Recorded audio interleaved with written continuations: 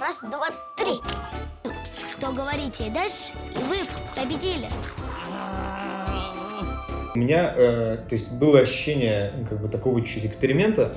То есть у нас был, вот, Роза, она как бы получается чуть не татарская бабушка.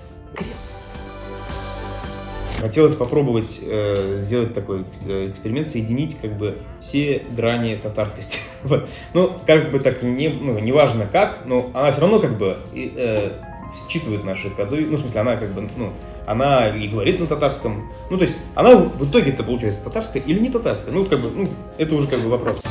Как-то надо сказать Ильхаму. Что касается вот визуала, именно костюм, если говорить про костюм, про внешний вид Розы, мы с ней вместе обсуждали, и мы не хотели делать это бытово. Мы фотографировали бабушек, вот, и это как бы такая чуть-чуть как бы приукрашенная версия того, что они на самом деле. Моя была, в смысле, изначальная задача, то есть мы не должны показывать настоящую Розу в этом фильме. Во-первых, еще он фильм не видел, он видел только в рамках дубляжа, то есть мы сейчас делаем дубляж, вот, а так он просто самый послушный артист, как выяснилось.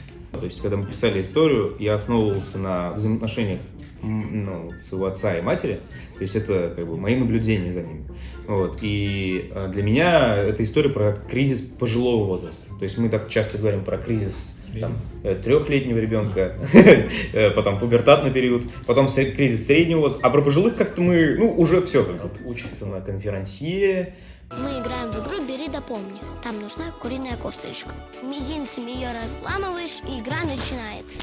Опа.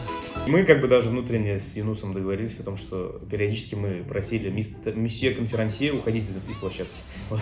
И он приходил к нам, месье конферансье, и разрушал нашу непосредственность. Вот.